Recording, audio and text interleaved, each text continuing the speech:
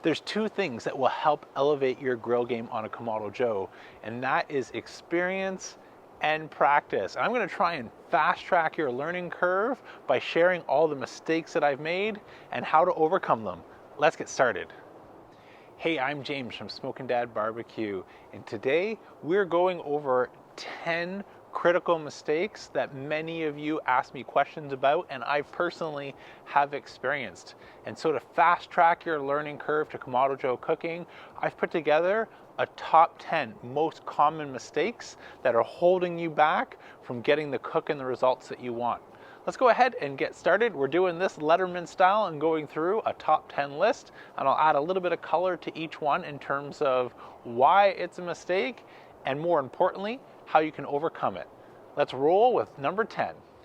Okay, so starting with number 10, this is not getting enough heat in your dome. And so just like with buildings, you want to start with a good foundation. This is true with your cooking. And so everything that goes wrong often later on can be prevented with building a really good fire and getting heat in your dome. And so when you rush this, normally what happens is you start to see your temperature, you go ahead and then you throw in maybe some cold deflector plates or some cold meat, etc., and you don't fully have heat in the dome. And so for a long time, your grill will be reading below the target temperature that you've set it to. But once that ceramic warms up, once those grids warm up or the food inside starts to warm up, all of a sudden it starts steamrolling way past the temperature that you wanted to land at. So let's say you want to land at 250 degrees Fahrenheit. All of a sudden now you're at 250 and climbing and maybe racing towards 300, 350 degrees. So naturally you go ahead and you start adjusting your vents based off the information that you have. The vents are appropriate for 300 degrees, so you start dialing them way back, and slowly but surely you see some progress until all of a sudden you drop way down the other way, and now you're in the death yo-yo where you're chasing your temperatures up and down. And so all of these problems in terms of getting a stable cook go away by building your fire so that you pass the hand test. And so the hand test, when you're building your fires, you want to go ahead and have your deflector plates open in a pizza pie configuration if that's what you're using, or if you're using the slow roller, you just want the base in, but nothing else. And you are going to wait until you feel heat in the dome. And so if you're going for a low, slow temperature, like 250 degrees Fahrenheit, that should feel comfortably warm, not unbearable, that you could hold for 5 to 10 seconds, no problem. If you feel no heat, you're not there yet, and ignore what you're seeing on your gauge until you start to feel that heat. Once you can start to feel that heat, now is the time to go ahead and start making some of those adjustments, like sliding your bottom draft door down to one finger, installing the rest of your cooking grid components, so pushing those deflector plates together, adding any other cooking racks, and if you're using the slow roller, going ahead and installing the top portion. All of these things help make sure that you get heat in your dome, which activates maybe the most important aspect of Kamado cooking, is all 3 heat sources are now working for you. You've got your radiant heat, which is coming from the dome. You've got your convection, which is the air maybe moving through the slow roller. And then you've got conduction, which is the food touching the grids themselves. Let's move on to number 9. Okay, so number 9, this is an important one, but I see pictures all the time, if you guys send me a note, is adding way too much fuel to your Kamado Joe. And so just to give you a little bit of perspective, the Joe Jr. has no problem on its basket running 12 hours of fuel. The Kamado Joe Classic will run well over 24 hours on a full basket. And the Big Joe behind me, I've ran all the way up to 56 hours on a single load of fuel. So if you're filling your basket up, you normally have way too much for what you need, unless you plan to be cooking, for 56 hours. And so this does a couple things negative for you. One is it significantly reduces airflow, which again just makes it that much more difficult to get a nice, stable fire. It also makes it difficult to get a clean fire, because if there's not enough air, that wood can be, or charcoal can be sputtering along and putting off bad smoke. And it also just makes it harder practically for cleanup and using it next time. And so now, instead of having hardly anything left, you have still a full basket of now used charcoal, which you can still continue to use, but it lights a little bit more difficult than brand new charcoal, and it doesn't put off as much heat. So if you're doing something like pizza or steak, this can be holding you back from hitting those higher temperatures that you want. More often than not, people ask this question. I mean, I can't get my Kamado Joe past 400 or 500 degrees, but it's usually starting with an overfull basket, and then next time you're lighting a full basket of used charcoal and having a hard time getting it going to put off the B2 that you want. And as I already mentioned, you potentially are restricting your airflow. There's only two variables when it comes to cooking on a Kamado. It's fuel and air. And in this case, too much charcoal, you're potentially driving both of those variables in the wrong direction. Let's move on to number 8. Okay, number 8 is rushing to get our food on. And so this is very much a continuation of that last tip, number 9, where we want to get heat in our domes. So we unlock all 3 heat sources in the Kamado Joe. But if we rush to get our food on and we're still seeing that white smoke versus blue smoke, you're just not getting the quality of smoke that you want. And so there's a couple different types of smoke that you might see coming out of your Kamado Joe. One could be white smoke from grease or fat burning. And so if there's a lot of leftover drippings or fat from a pulled pork or brisket, you might be seeing this. This is not good smoke. This is not the smoke that you're after.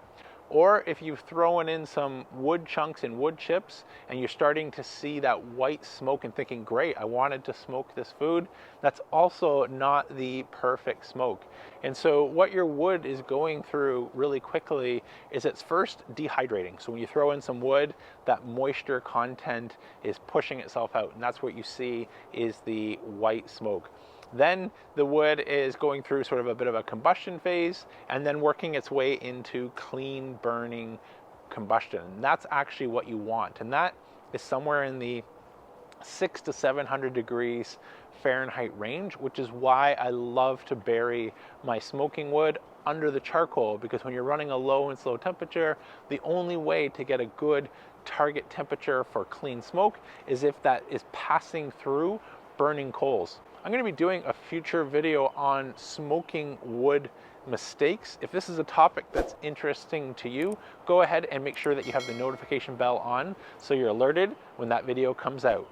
On to number 7. So our 7th tip is about giving yourself information. And so one of the mistakes that I used to make all the time, and sometimes still even continue to make, is not giving myself the information or the data in order to learn what's going on. When you start building a puzzle, you don't do some work on that puzzle and then at night just disassemble it all, put it back in the box, and then start again from scratch the next day. You leave things where they were and continue to build on previous information, previous things that you've already solved for. And data is a lot like this for learning your cooker or continuing to get better at your cook. Understanding how long it takes for meat to break through the stall if you wrap it, or what vent settings drive a certain result for you, or total cook time depending on the type of thing that you might be cooking, whether that's a brisket or pulled pork or something like that. All of these things are critical information.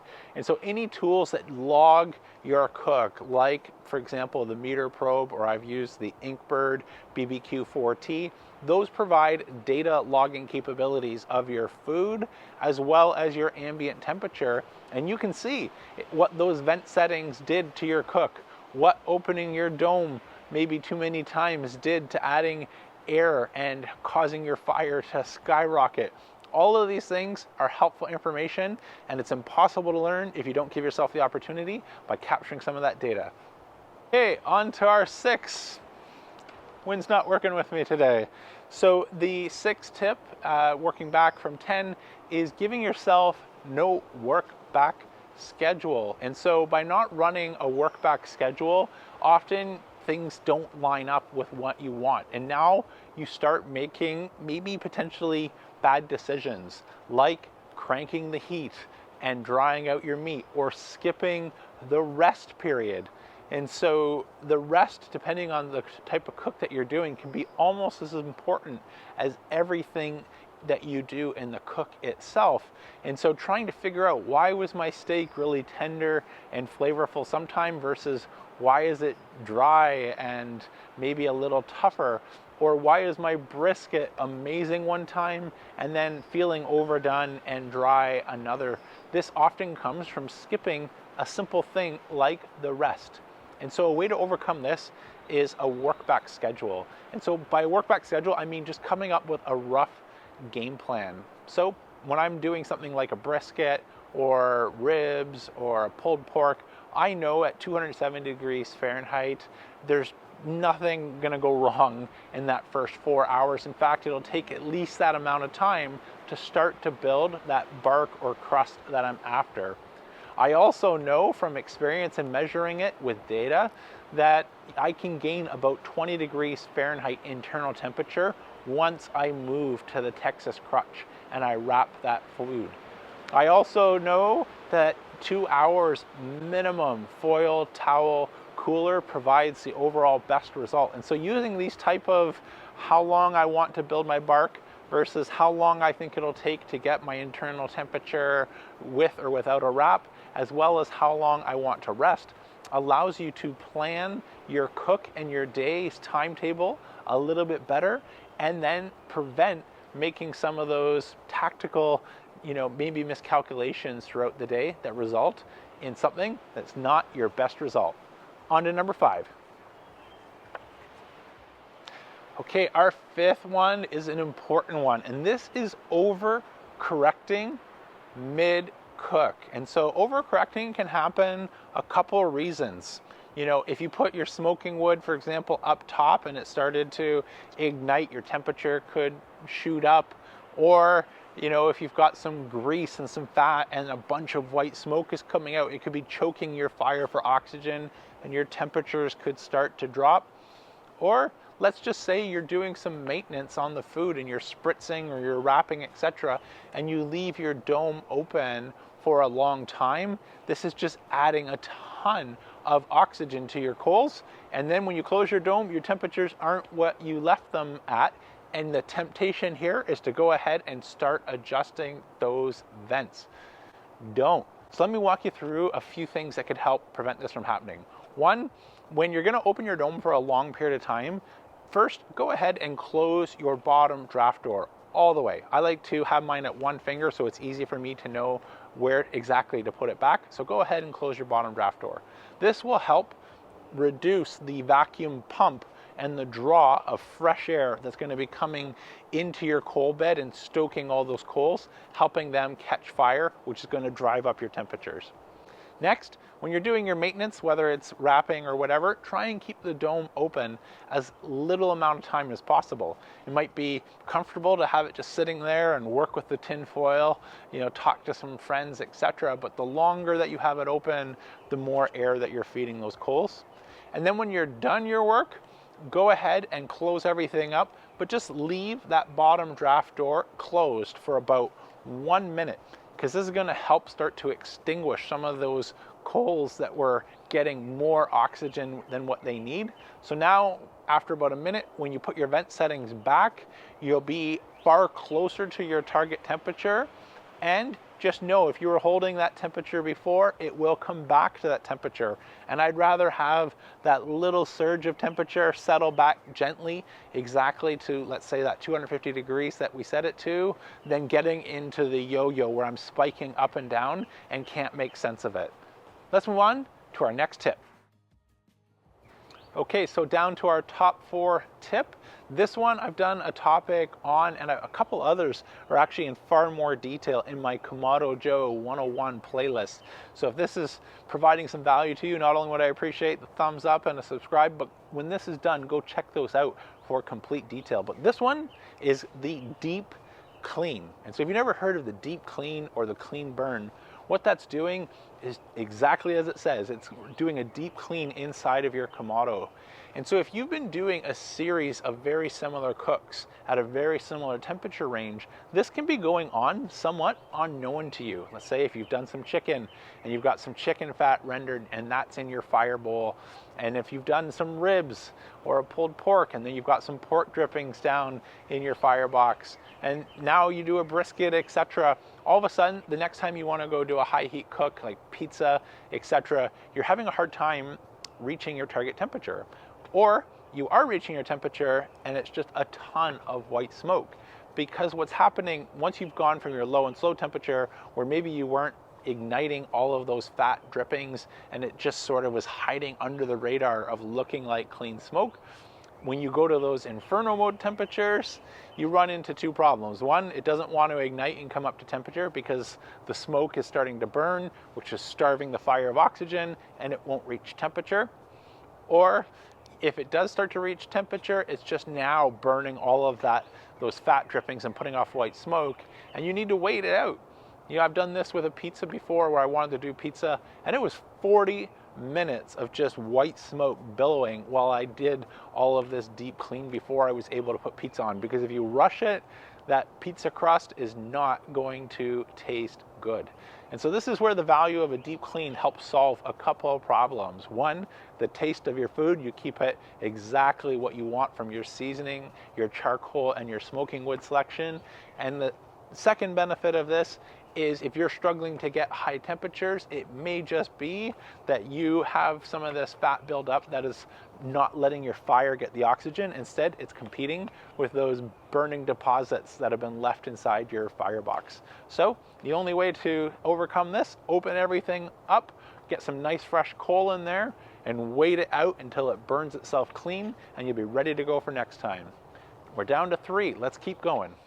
Okay, so our third tip here is skipping maintenance. So just like the clean burn is maintenance, there's a few other things that are really important.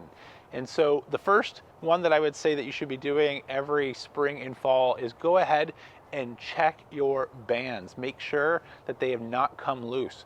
Where I am in Canada, the weather goes really cold in winter to nice and warm in the summer. Plus, I'm cooking things from low and slow temperatures to hot and fast temperatures, and that is just causing expansion and contraction and could potentially have your bands loose. Now, the design on the Kamado Joe airlift hinge does a really good job. In fact, I don't ever think I've seen many of these pictures compared to the old style bands that I'm used to on my previous Big Green Eggs. But if you search those egghead forums, it's not hard to find very, very, a high number of sad stories where the dome has just slid right outside of those bands and hit the deck or the ground and cracked in half. And so to prevent that, you want to go ahead and check your bands and make sure they're snug at all times. The other thing that you want to go ahead and check is your temperature gauge. And so I mentioned giving yourself information, whether you're doing it digitally with a probe like the meter or you're using your temperature gauge. It's only accurate information if you've checked to make sure it's accurate. And so this is another one of those videos I've got in my Kamado Joe 101 playlist. But the short answer here is take out your temperature gauge, spring and fall, make sure it's reading 100 degrees Celsius in boiling water, adjust for your elevation if you're on the extreme ends, and that will help make sure that you're getting good information that you can use for your cook. Over time, it's not rare for these to work their way out 10, 15, 20, 30, 50 degrees or more. And so if you've been used to cooking ribs and getting a great result at 250 degrees, but you're actually at 300 degrees, you're not going to get that same result that you're after. And so giving yourself a good foundation for consistency between cooks, including making sure that your tools are calibrated and working properly, is really important to pull off consistent cooking on a Kamado Joe. Okay, our second to last tip here is smoking wood. And again, one more opportunity. If you're interested in that topic, go ahead and make sure you've got the notification bell on. But right now, while I have you, smoking wood, it's like a seasoning. And just like a seasoning, a little goes a long ways. Think of it like salt. If you had a piece of steak or chicken, you wouldn't just go ahead, unscrew the cap, and slather that with as much salt as you could put on that, because that would be too much. And the same is true with smoking wood, where you can easily over smoke your food. But this actually causes a few more problems. If you go too far with your smoking wood, you start having temperature control problems, where the wood is bursting into flames and driving your temperature up, or it's just pushing off a bunch of white smoke, which is also putting off creosote, and that's not something you want inside of your Kamado Joe, and that's not something you want inside of you and your loved ones. So not only does it make the temperature more difficult to control, it also makes the smoke less desirable to the taste, and it gets that bitter flavor. And for anyone out there with a spouse or loved ones, family, etc. coming over, there's no quicker way to get some roadblocks to wanting to cook next Thanksgiving dinner than to over smoke your food, because the family was saying, I just didn't like it, it was way too smoky. And so making sure that you run a ratio of about 5 to no more than 10% of your total volume smoking wood to charcoal is usually a right ratio, in order to make sure that you've got just enough in order to drive that clean blue smoke without getting any of those negative side effects that I mentioned. You've made it this far, let's do our last tip. So this last one, these other 9 have all been about, the Kamado Joe, but this one is about you. And so getting a lot of these questions, I want to go ahead and address it. Don't be so hard on yourself. And so sometimes as adults, it's like we see a new skill and just expect to learn it right away.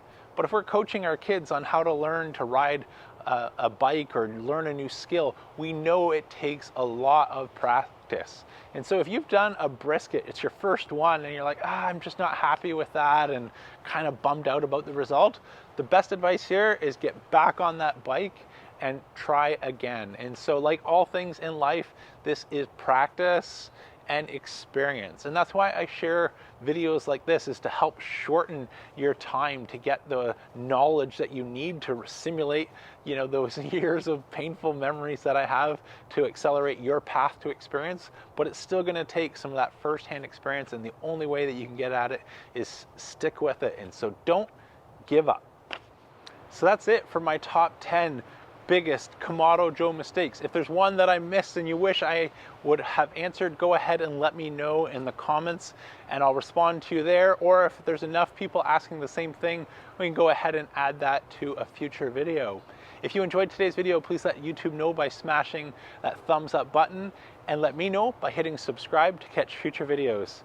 Until next time, I'm James from Soka Dad Barbecue signing off, and remember, don't be afraid to fire it up.